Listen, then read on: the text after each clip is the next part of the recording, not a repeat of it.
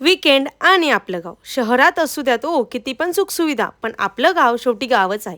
मग काय, आम्ही स्वामींचा आशीर्वाद घेऊन निघालो आमच्या गावाला. पिल्लू आणि मी मस्ती करत करत प्रवासाचा आनंद घेत होतो व रस्त्यामध्ये आम्ही कपड्यांची खरेदी केली.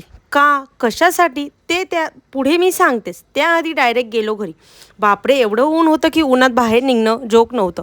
पण तरीही एवढ्या उन्हात शेतकरी काम कसं काय करतो, नवलच आहे नाही का. आमचेही गुरं थोडेसे सावलीसाठी लांब बांधले होते. सासूबाई मस्तपैकी त्या गुरांना पाणी घेऊन चालल्या होत्या. ते पण काही कष्टापेक्षा काही कमी नाही बरं का. मग नंतर काय, आजी आणि नातू मस्तपैकी आमच्या झाडाचे बदाम मस्त फोडत बदामाचा आनंद घेत होता. अंशूला इथं आलं म्हटलं की मन मोकळं खेळायला मिळतं. मस्तपैकी घरातच तो सायकल चालवत होता. वेळ आली होती निघण्याची. उन्हाळी सगळं सामान सासूबाईंनी पॅक केलं. सासऱ्यांनी स्वतः त्यांच्या हाताने मस्तपैकी गव्हाची गोणी पॅक वगैरे करून दिली. शेंगा, निंबू किंवा मिरच्या वगैरे जेवढं पण शेतातलं आमचं सामान ते सगळं घेतलं आणि आम्ही निघालो. कशासाठी, आम्ही जे कपडे घेतले होते ते आमच्या घरात एक छोटंसं बेबी आलं आहे. त्या बेबीसाठी आम्ही कपडे घेतले होते. ते कपडे द्यायला त्याला आणि त्याला भेटण्याला.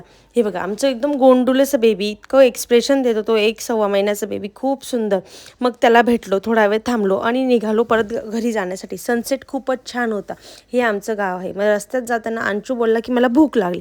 रस्त्यात मग मस्तपैकी आम्ही त्याला नाश्ता वगैरे घेतला.